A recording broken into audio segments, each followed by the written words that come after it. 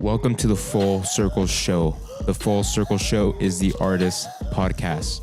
Every episode, we bring on guests who share their story within their creative field in hopes of providing you with inspiration and entertainment.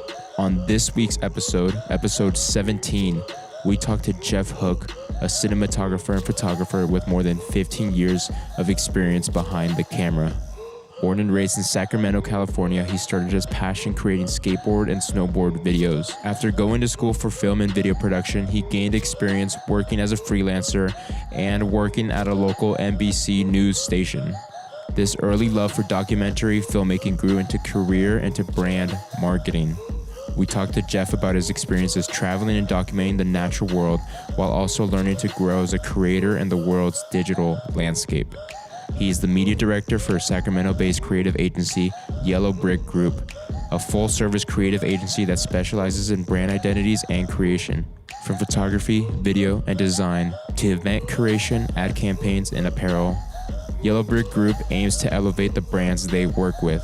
If you want to connect with Jeff or Yellow Brick Group, links to their socials will be in the show notes. 15 years behind the camera. That's all I've got to say. I really think you'll get something from hearing his story. Let's get into it. All right, guys, welcome back. This one's different than all the other ones because this is the first time we're actually doing online through Zoom.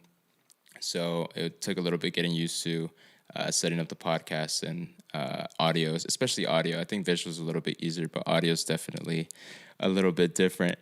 But today's guest, I'd like to introduce Mr. Jeff Hook. Thank you for having me, Yuli. How are you? I'm good, brother. How are you? I'm good, man. It's been a good week. Oh, yeah. Man, it's crazy because when I was doing my research with you, bro, like, it was like, it goes way back. And a big thing that stands out, you know, through your work and just like everywhere you've been is you love nature. Yeah. Like, that's your thing. Dude, that's where it started. That's not where it started, but I'd say that's where my love of like documentary filmmaking kind of started. Just documenting my nature trips and stuff, like that was really like what my family kind of instilled with me when I was younger. It was like going on trips and like doing, you know, going outdoors, getting out of the city, like experiencing nature and stuff. So like growing up and then wanting to be able to document that and then share my view of that, my experience through nature. Like that was like one of my huge goals with like doing documentary filmmaking or doing any sort of video making in general, was just like show my experience, right? So being able to like visit all these places that I visited as a kid and then come back as an adult with, you know, essentially kind of a new perspective on things, because, you know, you spend a good amount of time going on trips and stuff as a kid, but then you start getting stuck in school, or you start getting, you know, you're in high school and you're not going on as many trips as you used to when you were younger or whatever, right? So like being able to revisit locations that I went to when I was a kid, and then kind of see them with new eyes and then be able to capture that was really just like, felt really awesome, you know, felt really cool to be able to do that and be able to almost learn something new, but then also like find those memories that you almost like lost track of or lost or something, you know, because you start to remember things when you go through those environments and stuff. It's a whole new experience when you're you know, in your 20s versus, you know, going there when you're 12, 13 years old. Mm-hmm. Yeah, man. I don't know if you're familiar with John Loracas. I'm not. He's a photographer buddy of mine from Sacramento, and he loves shooting in the outdoors as well. And he took us on this trip to Mount Shasta, and I never really, it's not that I didn't understand it. I think I just never tried doing photography outdoors or like in nature. But it was like so fulfilling when you would hike for a certain while and you would just get this beautiful scenery and be able to capture it and just know, wow, like, there's this like sort of like sense of accomplishment. Was that something that maybe you were feeling, or like describe what you were feeling first off? Like what feeling does being in nature and seeing all these sceneries, what does that give you? Well, I'll give you a quote. Actually, I went on a hike last weekend with some friends. We went on a sunrise hike up in Lake Berryessa it's called what is it, the Blue Ridge Trail or something like that, Blue Ridge Trail, with and you link up with like another trail that's called Homestead, I think is what it is. And as we were hiking to the top, it was like a 2 miles up, 2 miles down, but you're gaining 800 feet to 900 feet elevation on the first 2 miles. So it's a lot of elevation gain right away, right? And as we get up to like 600 feet, 500 feet, I tell Nate, I don't know, you know Nate in the Clouds, right? Guys from Hike and Hit and all that. Yeah. So I was going on a trip with them, and one thing I said to Nate, I was like, it's not hiking if you don't hate it. And then at the end, you hate it throughout the entire hike. Yes. You're mad at yourself. You're like, why am I doing this? Why am I doing this? And then you get to the top, and you're like, okay, this is exactly why. Especially when you're doing it for sunrise. I mean, even sunset. Sunset's the same kind of feeling, but it's different when you're hiking in the dark and then you get to the top, and then the sun starts coming up, or the light starts hitting the crest of the ridge or the trees. It's a whole nother feeling, man. It's pretty inspirational just being up that early, and then knowing that you may not know what to expect based on weather or whatever, but knowing that there's going to be some sense of achievement at the end of that hike, it's kind of all the motivation you need at that point, Mm-hmm.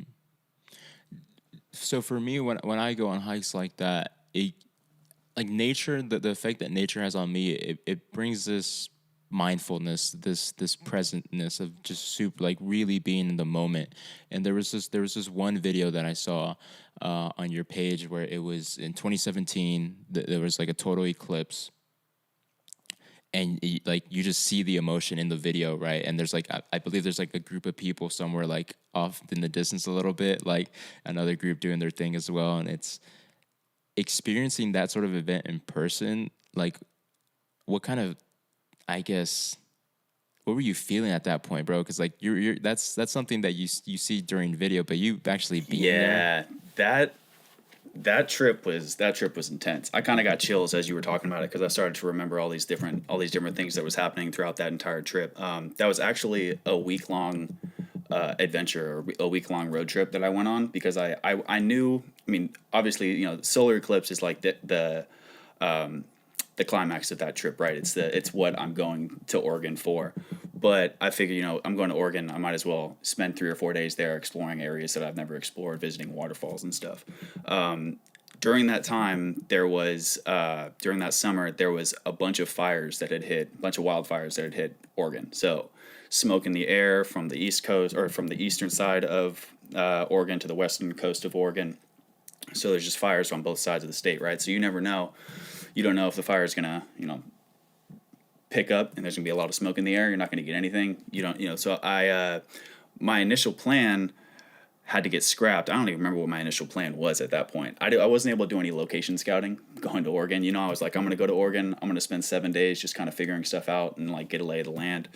When I finally landed on the location, it was kind of just okay, I just want to be in a location where I know there's not going to be any mountains in my way, any hills in my way. I just want to see the eclipse, right? I just want to get there, and I just want to view it. It's the whole reason why I drove, 300 miles or whatever to see the eclipse, right? So I landed at Smith Rock State Park, which is on the eastern side of Oregon, but not all the way to the border, right? It's close to the border. It's not all the way there, but I scoped it out for a day or two, and I was like, you know what? I'm gonna hike all the way to the top of I think it was, I don't know if it was called Smith Rock, or the large rock formation that you can hike up to there, and that was a pretty intense hike too, because it was 0.7 miles. It was really short, but it's 1,200 feet up, so you're going up a steep incline the entire way, and as a photographer, you don't want to miss the moment, right?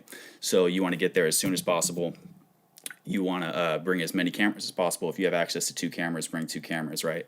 So I ended up renting. I think I rented an extra 6D. I already had a 6D, a Canon 6D, and then I had a GH5 that I had just bought earlier that summer. So I had 3 cameras with me. But shooting an eclipse, you need 3 tripods. So if you have 3 cameras, you need 3 tripods. So I'm carrying 3 tripods up this hill with 3 cameras. I rented a 150 to 600 millimeter lens, so I was carrying a lot of weight up this 1,200 foot incline, or 1,200 foot elevation gain trail, and just going up with a whole line of people. Some photographers some just wilderness enthusiasts, some people that had never seen an eclipse before wanted to go. Like, the line to get into the park itself was like an hour and a half long. You know, like I camped right outside the door, or right outside the entrance road, and at 5 a.m., right when they opened, there's a line of cars. I wake up to like a line of cars right outside of my car, just like, because I was like maybe one of 25 cars that was just right outside the fence, and we pull in, and I park and I start hiking up, and it's intense, dude. Like, I'm carrying way too much gear, dude. I had like 2 or 3 bags on me. Like, I had like hefty tripods too, because I didn't want a camera to fall over or anything like that. You know, like, you don't want the wind to mess with it or anything, right? But you want to be as prepared as possible. So I also ended up purchasing a tracker, a star tracker, which allows you to track it allows you to compensate for the rotation of the Earth based on lining it up with the North Star, right? Polaris is the North Star, right? So you line it up with Polaris, and then it compensates for the rotation of the Earth, which is what makes the sky rotate, right? Or which makes the stars rotate. So you can also use that device to track the sun, to track the moon. You can do all those types of things with it, right? Tracking the sky in general. So I brought that up there. That's another 8 pounds of gear. I think I had to have a counterweight with it. So it was like the counterweight itself was like 5 or 6 pounds. So I probably had like 50 pounds worth of gear climbing up this thing, right? And like I said before, you know, I was hating myself on the way up. I'm like, you know, it's worth it. Like, what else? Why else would you carry all this stuff up here to see have a once in a lifetime experience, see a once in a lifetime thing, right? So as I climb up and I set up my spot, there's what seems to be like hundreds of people climbing up onto this rock. So and we're up there early. The eclipse didn't happen, I think at 9:45, 9:50, I want to say, is when it happened.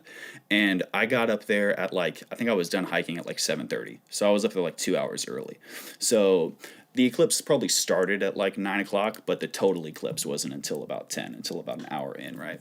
So I'm setting all my cameras up and stuff and talking to a couple of people that I'd never met, because everybody's from out of town, everybody's from out the state or whatever.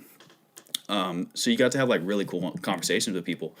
But when the eclipse started to go into totality, when it started to really when the environment really started to change, you know, you get like kind of a twilight sunset effect, a shadow, just because I was so high up, you see a shadow just racing across the plains, and it's a big shadow. It's almost like I'm watching a time lapse of the sun going down, but the sun is not going down, it's still up in the sky.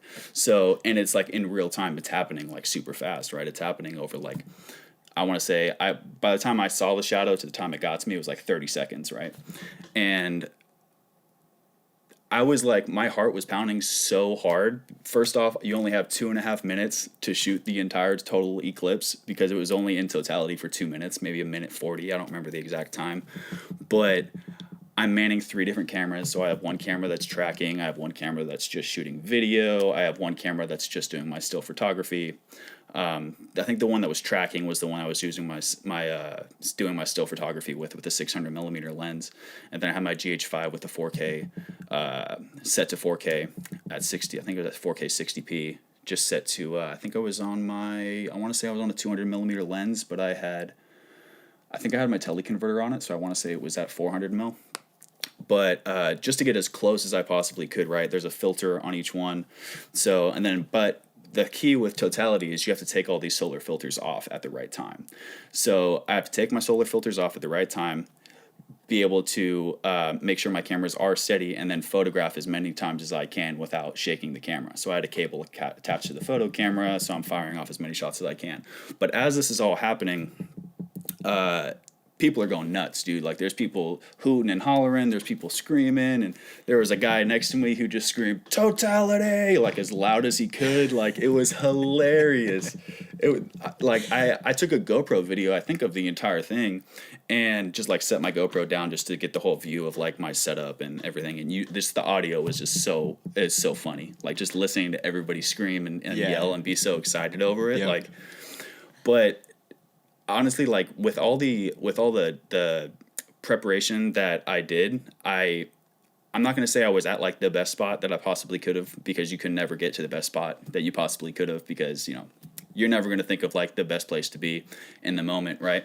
But I had a pretty damn good location, dude. Like I could see 360 degrees around me. I could see, all the way to the east, all the way to the west. So I could see the entire effect of the sun being in totality and having literally a 360-degree sunset, where it looks like, the sun set on the earth on all sides. So you have the clouds having this like sunset color to them in 360-degree view, but also like the animals stop making noises because they're confused. They don't understand why it's dark all of a sudden when it's only been light for 2.5 hours.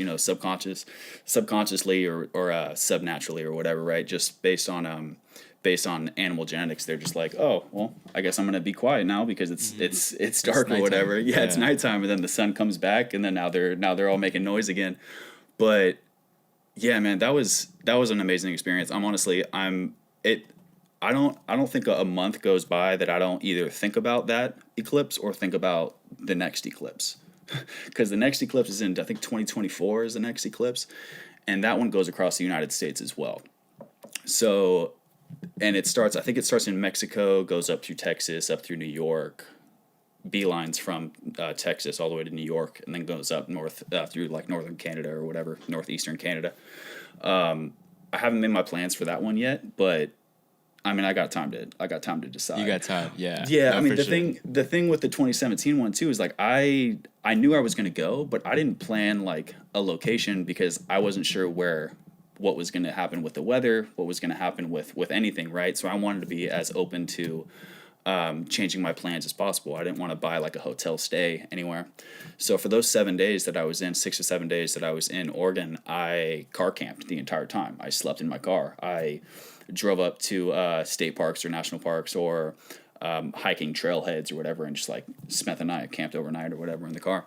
So I did like everything I could to be able to get to a location that I needed to be able to get to on time, but then also like be able to change my decision or change my mind if I wanted to and like go right instead of going left or whatever, right? So that's one thing that I think like going to so many different locations and doing so many different types of productions gets you ready for is like calling audibles, like changing, like sometimes you get to a set and you can't do what you thought you were going to be able to do, so now you have to change the entire story up, or you have to change your camera angles, your lighting setups, whatever it is, right?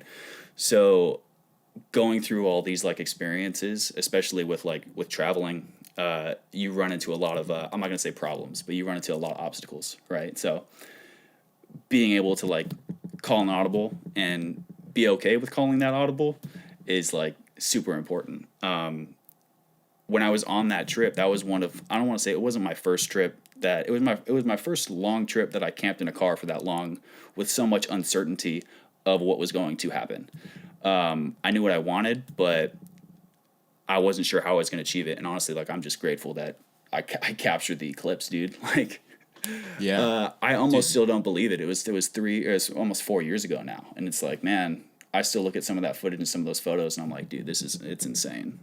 It's nuts. I mean, like I said, even just watching the GoPro footage, I was like, wow, like just the hype, the energy of like actually seeing it go across and like just being at the top, how you said, like you have at like 360 degrees, you're like pretty high up and there's people that are living the moment with you. Like, bro, nothing like it. So there's one moment about that trip that's a little bittersweet too, because I got down from the hike. I went to my car and like started editing a couple of photos so that I could post them as soon as possible, because I was going on Instagram and I was seeing them posted everywhere, right? And I'm like, I might as well get mine posted just because people are going to start asking me or whatever because they know I'm on this trip.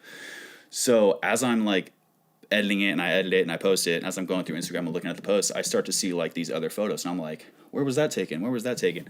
And there's this very famous photo of a rock climber climbing on a cliff face or on a rock face, and the eclipse is happening behind him. It's like him perfectly silhouetted, and the rock or the sun is eclipsing behind him. And lo and behold, like, it was taken at Smith Rock State Park, the exact same state park that I was at, by photographers that I follow, that I would have been super stoked to meet, right? And super stoked to like have the opportunity to do it. I mean, granted, I would have had to do a lot of exploring. I would have had to, stumble in the right place at the right time. But it's just, it's bittersweet, but at the same time, it's like, I don't know. I almost don't know what to call it, because it's a moment that I'm like, oh, I missed that opportunity. But at the same time, you know, you can't make all opportunities. So, but just seeing that, like, hey, I was 150, You're 200 right there. feet, 100, Yeah. few hundred yards away from where that photo was taken.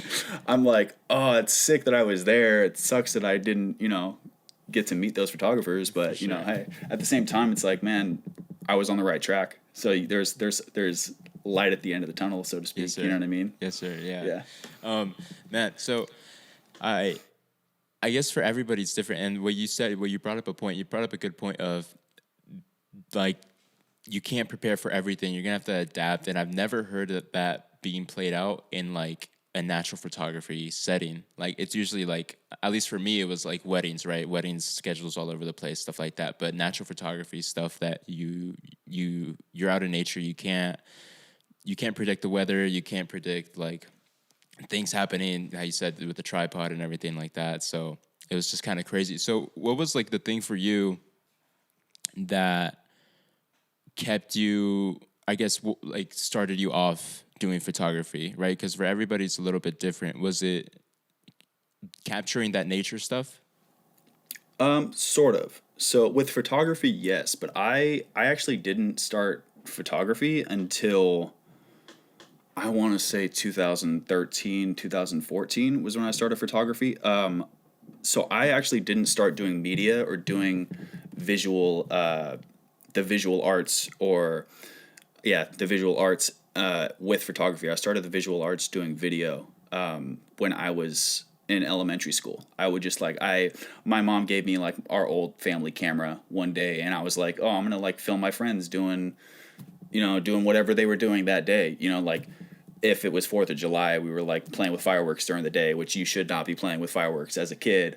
But if your friends are playing with fireworks, you're going to take videos of them, you know, lighting off fireworks or whatever, right? So it's like, to me, it was, when I was a kid, it was all about capturing those moments and then hopefully finding something funny or something like interesting or something emotion. I mean, I don't know if I was thinking about something emotional at that age. It was probably mostly just like, oh, I want to find some funny thing to like record, show some Yeah. friends, get their reaction out of it, and then like, you know, that's the whole funny thing.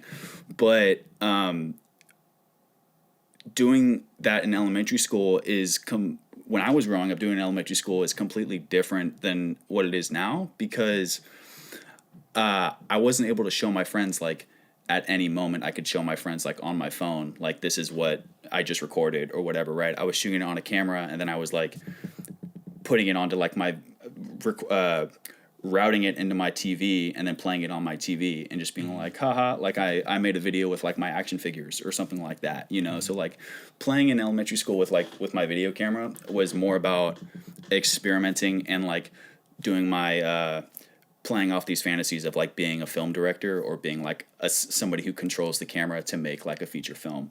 But I didn't actually start thinking about it as like a possibility of a career until I had left high school. Like I kept playing with cameras through high school. I made a lot of skateboard videos. I made a bunch of music videos for friends and stuff. But like skateboarding was the one thing that I think kind of capturing skateboard videos and capturing snowboard videos and like my friends doing crazy stunts and things. That was kind of what I think kicked off my love for like documentary filmmaking and like just filming things as they're happening and then putting that together into like a storyline, right? Skateboarding and snowboarding was really like the first subject matter that I think I really fell in love with like capturing. So and that started in high school because I started skateboarding like 8th grade, 9th grade or something like that, right? So I didn't actually get my own. I think I was using my like Panasonic camcorder at the time or something like that. I don't even remember, but the actually, you know what? I was probably using a GoPro for most of the time. Like the first ever or like the third GoPro or something like that. But yeah, I didn't start doing photos until after college, really. So like I I went into I graduated in like graduated high school in 2009. Was trying to figure out where I was going to go to school, and landed on just going to City College just to kind of like figure stuff out. And then I found that like Sacramento City College had introduction to film. They had and introduction to film wasn't like introduction to like creating videos. Introduction to film at that time was, let's discuss films, let's watch films and discuss films. So I was like, oh cool, I get to go to school and watch movies and talk about movies. Like that's awesome, dude. Like when I was a kid, like I was all about watching movies. I was all about playing video games. Like I played a bunch of sports and stuff, but like once I stopped doing team sports, it was always like skateboarding, snowboarding, video games, and like watching films, right? Like I was a huge science fiction guy when I was younger, so like Star Wars, all those types of films, Indiana Jones, like anything that really had like an action element to it, like I was all about it, right? But going into Sacramento City College and doing like learning the ins and outs of the film industry was like super interesting to me. And I had always wanted to like find an art form that I was like super stoked about and like really gravitated towards. So drawing wasn't really something that I liked doing and felt confident in doing. So once I got the camera and started like utilizing, as I should say, actually utilizing the camera to like document and then create videos out of those documented moments, really gave me like a sense of like fulfillment and like a sense of like satisfaction that I didn't really get with any other art form. So then after I did my introduction to film course for that semester, I found out that there was a introduction to editing course, or like an editing course that they were doing. And it was for, what was it for? It was for Final Cut 6. Yeah, it was for Final Cut 6. It was in like 2010, 2011, I think, is when I took that course. How do you think it would have been different the way you learned, let's say, if YouTube was what it is now back then? And like compare your experience, right? Having to learn through YouTube and then the way that you did through college. How would you think your growth or your progress or what you learned would have been different? So with YouTube, dude, like learning is so much faster. You can get the information that you can get the information that you want like almost immediately if you type in those right keywords. Like for example, today I was doing research on green screens. I've been doing a lot of green screen stuff lately, and the hardest thing with green screens is making sure that everything keys out correctly and that then is perceived correctly on video, right? So one of the things that's difficult is like transparent objects like glass or anything transparent. Glass is mainly the major one though. Glass, like glass jars or glass bottles, anything like that. If you green screen that, depending on what's in it, it's not really going to react a great way, right? There's going to be shadows in weird spots. There's going to be highlights in weird spots. Sometimes it doesn't even look like glass at the end of the day. So I was doing research on that, and as soon as I typed in the right keywords, I found a couple of examples. I didn't find a tutorial, but you can always find like for example, stock footage. You can find stock footage, manipulate stock footage in whichever way you want, and then figure it out, right? So I found a green screen image that had like a glass bottle on it, and I was like just playing with it and figuring it out, putting on the chroma key effect or whatever, or the color key effect. So with like, for me, when I was growing up and when I was going through school and like figuring out like what I wanted to do and figuring out my passion, I had no idea that like it was gonna, I don't want to say this easy, but I had no idea it was gonna be this accessible as it is now for people to learn, right? So my avenue for learning was just like, let's just go through school. Let's just figure it out. Let's just go through school. Let's just do as many courses as you can do. I don't even know. Let's see. In 2000, I wrote a bunch of dates down. So I'm like looking over at like these dates that I put down. Like, when did YouTube start? Like YouTube started in like 2005, right? But it didn't really, to me, it didn't really like launch off until like 2008, 2009, when like millions of videos were being put up, right? Like I think I put my first YouTube video up in 2007, and it was like me and my friends like doing a music video for like Tell Me When to Go or something like that. Like we were just like playing around lip singing to Tell Me When to Go or whatever, right? So like now, like, you put something up there, it's going to get criticized, it's going to all that, right? But with YouTube tutorials, dude, like, it's incredible how much you can learn in like a weekend of watching YouTube tutorials, and you get everything as immediate as you can. And also you're learning it on like the same, you're learning it from somebody who probably speaks your language, who can like level with you, right? One thing with school is like, there was a couple of classes that I went through after I left Sacramento City College. I went to Sacramento State and entered their film program and their video production film department, or it was their communications department, but they had like a film degree in their communications department. And I learned a lot from those courses, but there was also courses that were sort of underwhelming. You know, like I entered a After Effects course, and it was like a 3-hour class once a week. And the first day we spent like an hour in class, and then the professor let us go home. And normally, like, a lot of kids would be okay with that. They're like, oh, cool, like, class is over, like, whatever. But to me, I was like, I want to learn this program. Like, I want to figure out what's going on with this program. Like, it's so like beyond me to like manipulate 2D objects in 3D space and all that type of stuff. I'm still not very good at it. I don't have enough practice with it. But, you know, there's always time to have practice with it, right? But with this professor, like, I could just tell, and it wasn't just me noticing this, that like he did not know the program at all. Like he had just, like, it's almost like he had just learned it, because when we came back the next week, like, we opened the program, we were doing a couple of workbooks and stuff in here, and he wasn't able to answer a lot of questions, but he's also showing us things that are, to us, or to me at the time, felt very basic. Like, okay, add a keyframe here, position 1, position 2, and now you move the square across the screen. Like, yeah, that's cool, but like, you need to be able to expand on it, right? Like, you can't just tell people these different parameters and then hope that they put all the parameters together and then utilize them individually, but then bring them together and utilize them together and then make something out of it, right?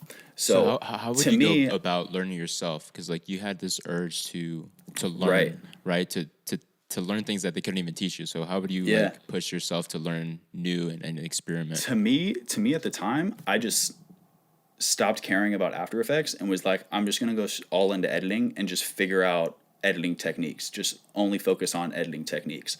So I was also taking a video production class at the same time, and they were teaching us Premiere. So, and I had done Final Cut. I went from Final Cut 6, I went from Final Cut to Final Cut 7. I don't even remember if there was an 8 or a 9, because they moved all the way up to 10. And then after they started doing Final Cut X, I started switching over to Premiere, because Premiere was a lot closer to what Final Cut 7 and 6 were, the layouts and all that, and the separate tracks and everything, right? So I was like more comfortable in that program.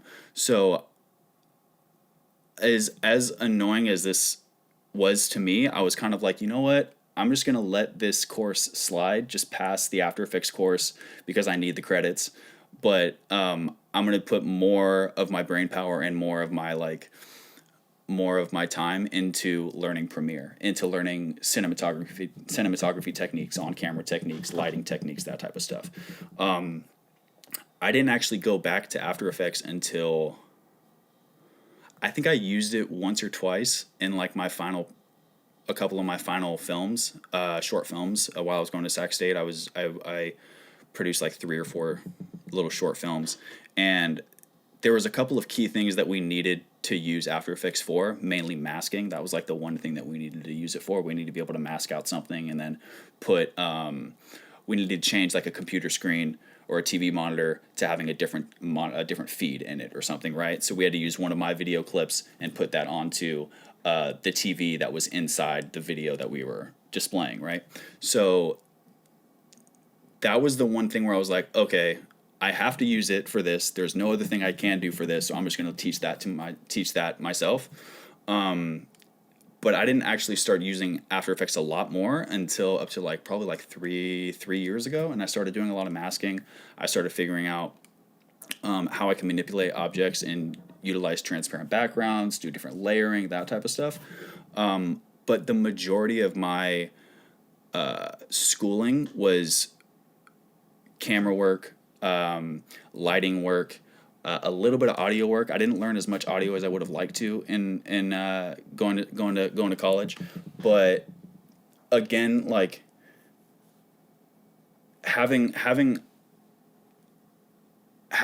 correct teacher isn't always like what's important, right? You also have to have like kind of the right mindset. You have to be around the right people. So I kind of like let that teacher slide a little bit and was like, you know what, I'm just gonna focus on what I'm doing, focus on what me and my friends are doing, and then just, you know, learn as much as I can from those processes, and then jump off from there. Yeah, dude, I totally agree. I think you obviously receive the information, whether it be through YouTube nowadays or back then through a teacher, but you do have to have that mindset of, okay, I'm going to take this and I'm going to go do this with it, and I'm going to fail. I'm probably not going to get it right the first time, and I'm going to like figure it out.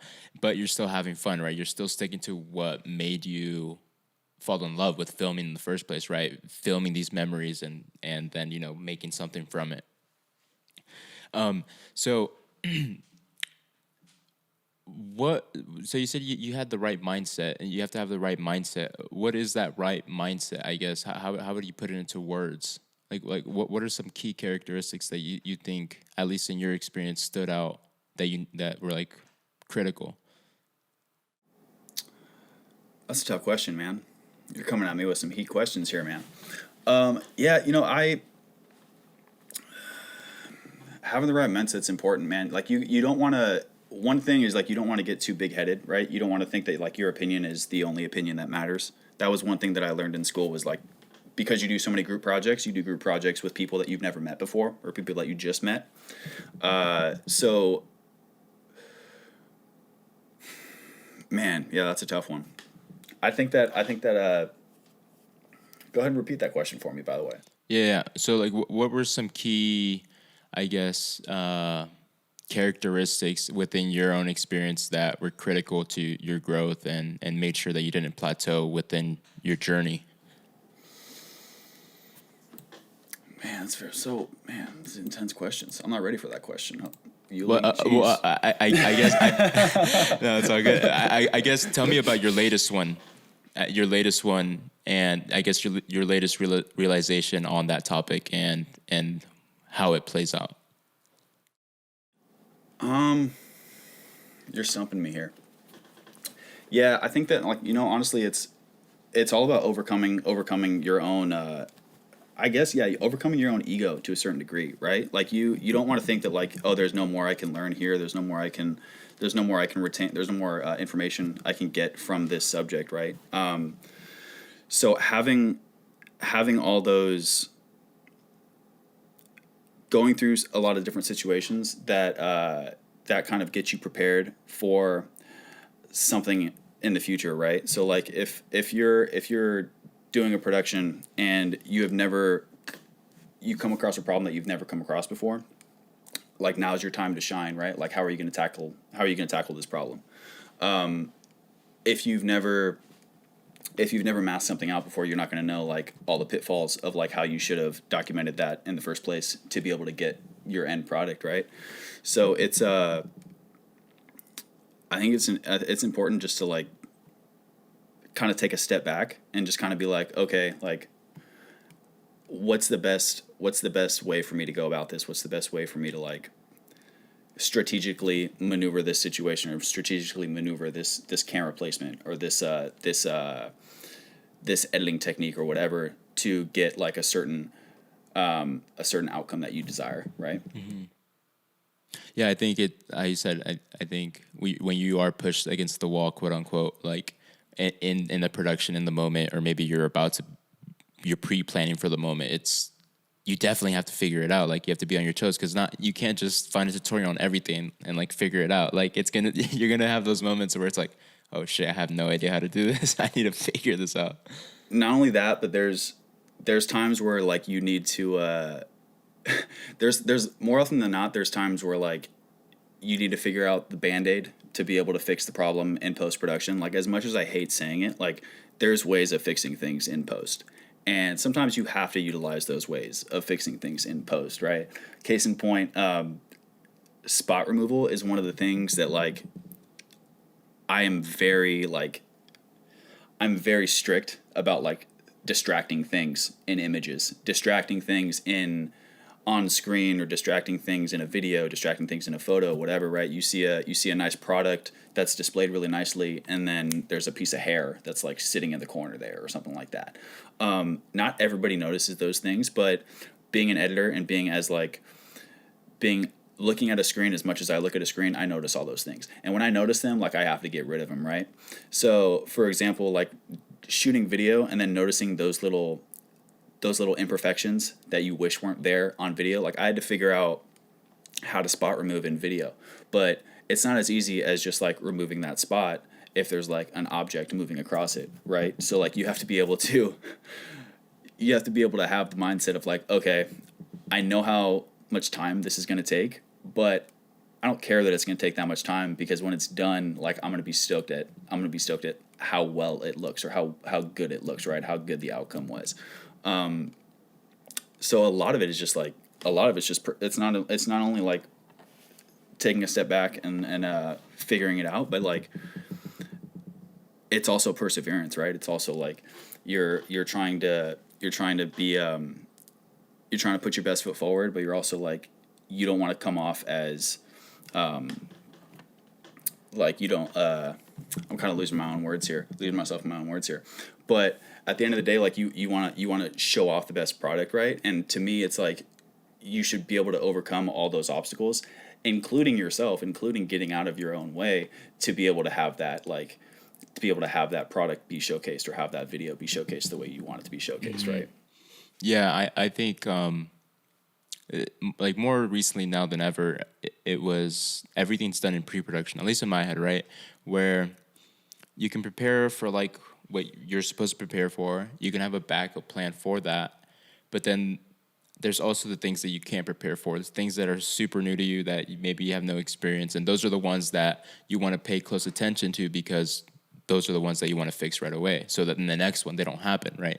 And it's but intentionally you're preparing for everything, even backups. But there's always going to be that thing, right? We don't know everything, so there's always going to be that one thing that, or two things, or however many things that are like, okay, let's focus on getting this down next time, and then on that next time there's going to be something new, and it's just that constant state of growth. And if you, how you said, if you get big headed, then you don't pay attention to those things. You're just like, oh yeah, you just play them off, and you don't learn it, and that could have a domino effect on like how you said, on the work that you want to create. It's just, yeah, it's not good, man, for sure. No, that's a big one, bro, especially because, and it's interesting because especially during this time, I felt like it's, with Instagram and YouTube booming as much as it is, it's like a lot of people came in,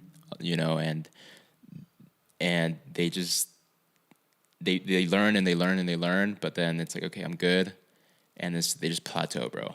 And it sucks to see, because they're super talented, they're on their way up, and then it's like, okay, well, but in that sort of situation, I mean, I've been victim to that, to like, I don't want to say plateauing, but to like losing inspiration or losing interest, right? Like that's one thing as artists that like we try and strive to always have, is inspiration, right? Like we always want to find something that motivates us to be able to create something that we've never created before, or something that inspires us to just tell a story about, that inspirational thing that we just saw, right? To like we were starting off this podcast with like talking about nature. Like nature in general kind of inspires me, just because it's like it's the like personification of perseverance. Like I guess it's not personification because it's not a person, but it's the embodiment of perseverance, right? Like a plant is always going to grow until you turn it into mush, but at the end of the day, it's probably going to grow after that, right? Like, so being able to like we were saying, like being able to call audibles, to change your mind on things, and then be okay with like changing your mind. Like, it's super important. Yeah, you just got to keep going, and especially how you said, as creatives, we do tend to lose that motivation, that we get a little bit, complacent sometimes, like highs and lows. But yeah, that's why hanging out with other creatives is so important, man. Yeah. Like that's like I lost inspiration 2016 was kind of a rough year for me. I was going through some surgery, and I was out of work for like 6 weeks, and then I got hit with an infection from that surgery, and then I was out of work for like 4 more weeks. So at the end of and like going through 2016, I was like, okay, like just get to the next day, just like don't worry about the next project, like projects will come. And then like 2016 was kind of like coming to a close, and I was like, wow, like I didn't create as much. I created a little bit this year, and like, you know, went out and took photos and stuff, and like, but I didn't really, with the exception of a few videos, I didn't really feel like I did as much as I wanted to do at the beginning of the year because of those obstacles that I was kind of like trying to overcome and stuff. And then 2017 hit, and I was like, yo, like this really needs to be like the year that not the year that I make a change, but like I really need to make a change. Like I really need to like get motivated, get inspired, like find those things that inspire me to keep going, and then like keep creating and keep doing those things. Because like at the end of the day, like I still had fun taking photos. I still had fun taking video. I just lost a little bit of inspiration and motivation. So my first thing that I wanted to do in 2017 was go on more nature adventures, go on more hikes, go on more outings with friends and meet new people and all that type of stuff. And in 2017, I started this hike challenge. It's called a 52 hike challenge. And at the beginning of the year, like I was like, oh yeah, let's do this 52 hike challenge. Let's do it. And then 2 months go by. I'm on point. I'm doing a hike a week. I'm doing all this right. I'm taking photos every time. I'm documenting. I'm having a great time. And then I started getting like a lot of opportunities to do freelance work and a lot of business to do freelance work. And I'm like, oh, sweet. Like the ball's rolling, like everything's going. And then a couple weeks go by and I'm like, shit, like I haven't done any hikes. Like I set this goal for myself of like doing 52 hikes by the end of the year, doing at least one a week. And I was like not meeting my goal week to week. Right. But at the end of the day, like I was getting a lot of opportunities that I was really proud of getting and really proud to like be able to like focus on, right? And being able to create more and create in my own way and all that. So finding that inspiration, dude, is like, it's super important, but also keeping that inspiration, keeping that motivation. And throughout that entire year of 2017, that was kind of like, I would say that was kind of like my, like if you were to look at a graph of like what I was doing from like 2013, 2015, 2014, I had a couple of spikes here and there, but like once 2017 hit, I was off to the races, dude. Like I was trying to do as many videos as I could, trying to get as much, not really as much recognition, but I was trying to get as much, I was trying to get noticed as much as I could by other creatives, by other people, just so that I could meet different people and meet different, make different opportunities, meet different people to do different collaborations and things like that, right? 2016 and like the summer of 2016 is when I started to kind of get into the photography scene in Sacramento and starting to meet all the photographers there too.